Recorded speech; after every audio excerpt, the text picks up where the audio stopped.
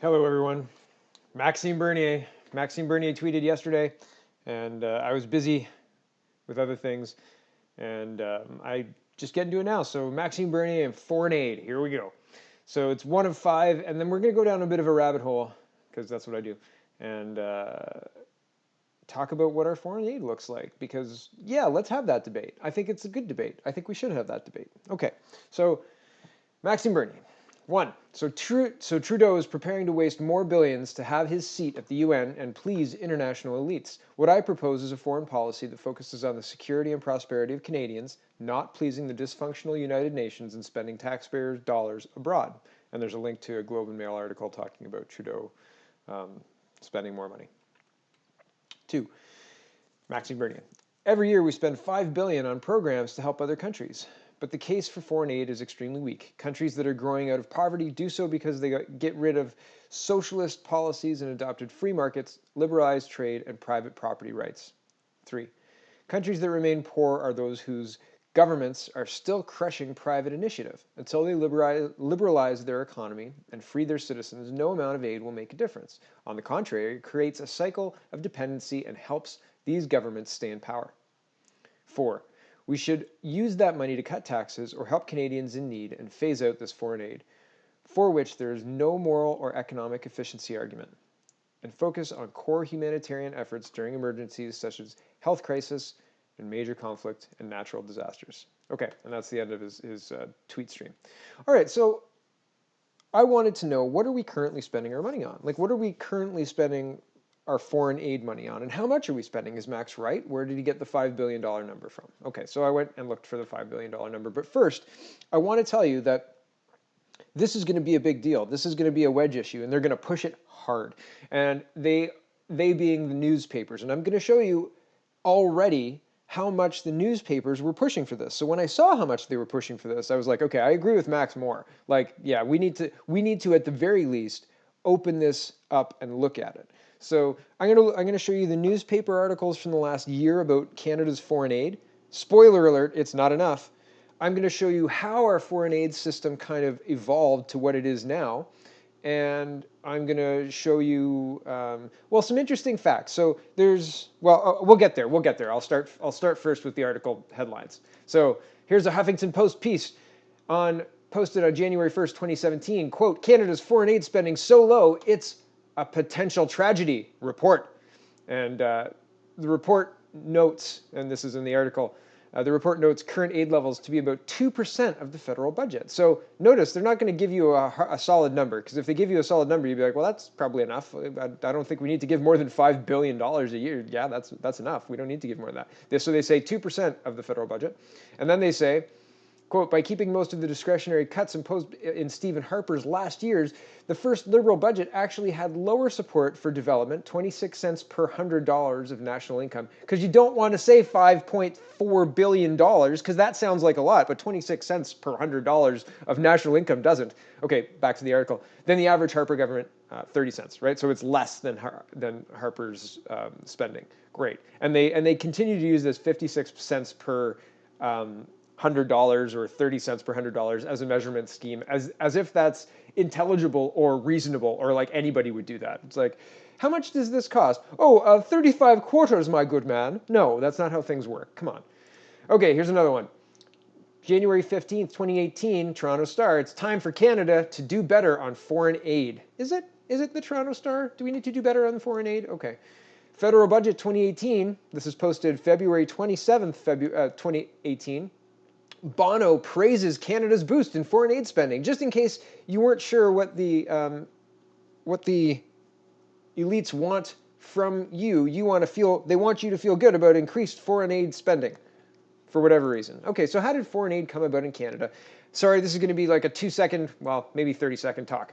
Okay, so foreign aid is assistance, just in case we are unsure, from rich industrialized countries to poorer developing countries. Since the 1950s, Canada has been distributing cash, goods, and services to poorer nations around the world. In 2012, the federal government's foreign aid spending totaled $5.67 billion. Okay. So How it started. Foreign aid had its roots in post-Second World War reconstruction, the success of the Marshall Plan in channeling resources from the United States to war-torn Europe convinced Western leaders that a similar transfer of resources to newly independent countries in Asia and Africa would likewise lead to rapid development. It looks like they were right. That did happen. How it evolved. In the 1960s, the government decided to raise levels of aid to other countries. In 1968, three significant events occurred. The Canadian International Development Agency, CIDA, was created to administer Canada's aid efforts. Pierre Trudeau, a man with abiding interest in international development, became the Prime Minister. And hey, we've got another one. And the rest of this doesn't really matter.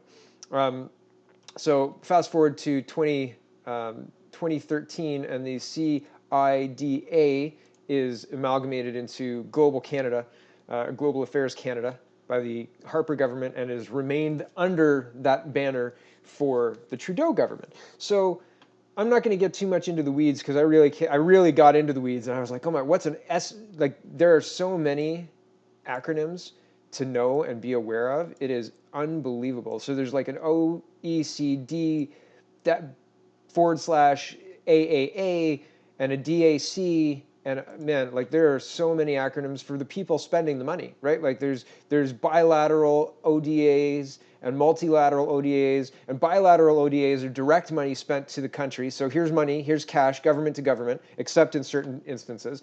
Multilateral is having NGOs administer the money for you. So you give it to an organization, you give it to, I don't know, George Soros. And you say, hey, George, you've got a multinational NGO somewhere to do something with, I'm sure, right? Here's a couple of $2 billion. Hypothetically, right? George Soros does own NGOs, doesn't he? So yeah, that's directly what these do. So there's a couple of things I wanted to show. So that's on the Canadian government website, and this is also a Canadian government website. So this is the 2015-16 overview of the international assistance spending. And I thought, like, man, this is really dense. Like, I've got a lot of highlighted terms that I was going to have to go over to get everybody up to speed. Like, man, like this is what I was talking about, the ODA, DAC, and the ODA, AAA. Like, all of this stuff matters. And if people are interested, I could do like a 30-minute video really getting into it, but I'm not going to do that right now. I just think kind of some specific overview stuff is worthwhile. So this is that blown up. So 73%, this is 2015-16, okay? So this is, the Syrian war was in full swing, and all sorts of crazy geopolitical stuff was going on. So this is what our international aid looked like then. So 73% was administered through Global Affairs Canada. Global Affairs Canada leads Canada's international assistance efforts to reduce poverty and inequality by leveraging Canadian enterprise and financial resources, providing bilateral development assistance and institutional support to multilateral organizations, humanitarian assistance responses, as well as security and stability assistance in fragile and conflicted areas. Okay, and then there's another piece of the pie that's 15%, so roughly $790 million, that goes to RCMP. So apparently they deployed them sometimes, but healthcare to immigration and refugees, Department of National Defense, so the DART team. And so you can have a look at this to just see kind of how the money is carved up to then be distributed, right? That's being done there. Okay. And so I thought, well, how does it get distributed, right? Like, where does it go? So here's the geographical distribution graph. So 39% goes to Africa, 21% Asia, 4% Eastern Europe, 13% in the Americas, 8% in the Middle East, 16% global, and the global is, well, they say down here. So if there's anything you're not sure about, please go down. Everything I talk about is in the description, so link will be in the description. You can investigate further for yourself. But I thought these things were interesting. So here's breakdown of Canada's international assistance by country. And, I had one with numbers. Oh, okay, yeah, there's a graph on the bottom here.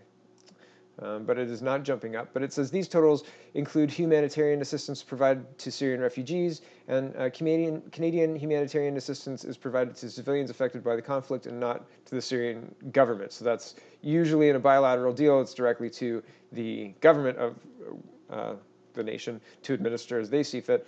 But in this case, it was to Syrian citizens, which through as their refugees. So the top three recipients in 2015-16 were Ethiopia, Afghanistan, and Ghana. And my problem with this, I'm not going to read all this out, but my problem with it basically is it sounds really good and flowery, and on first read, you're like, well, I agree with all that. We should be doing all of that. And sure, yeah, maybe we should be spending money to help developing nations, and maybe we should be doing that en masse. Maybe we should be spending $5 billion a year on that even. But we should also have a conversation about it, and have a conversation about metrics to measure exactly what we're trying to do. Are we spending $100,000 to build a road? And if we're spending $100,000 to build a road, what is the road to? Why are we building the road? Who needs the road? Is it going to benefit or impact negatively anybody in the region? How do we know that the proper checks and balances are going to be happening? And I understand that maybe that's a lot more administratively heavy than we should be getting into, but that needs to also be part of the conversation. So saying words like we're going to be focusing on women and girls and educating them, that's wonderful, but what kind of impact does that have in that society?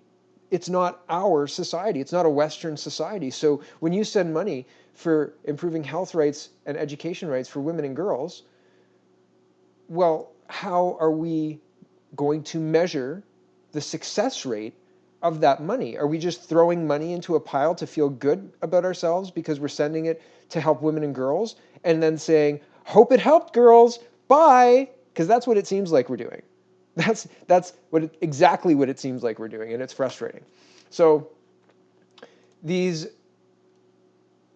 headlines will call for increased spending, and the newspapers will call Mr. Bernier a heartless person who wants to see women and girls starve and be uneducated. And I think that the point is he wants to have a conversation about it. And he wants to say, where do we disagree? At what point is spending money on foreign countries a better idea than spending money in Canada? And why? And make your case. And okay, if we're going to spend the money, great. What do we want out of it? Because a good feeling and a pat on the back is not going to help our homeless, is not going to help our jobless, is not going to help our failing economy. And to quote the most popular, best president in the world right now, we got a country to run, man. So Mr. Bernier, thank you again for opening up the conversation. At first, I emphatically agreed, and then I looked into it and was like, ooh, I don't know. And now I emphatically agree again. So thanks. MaximeBernier.com.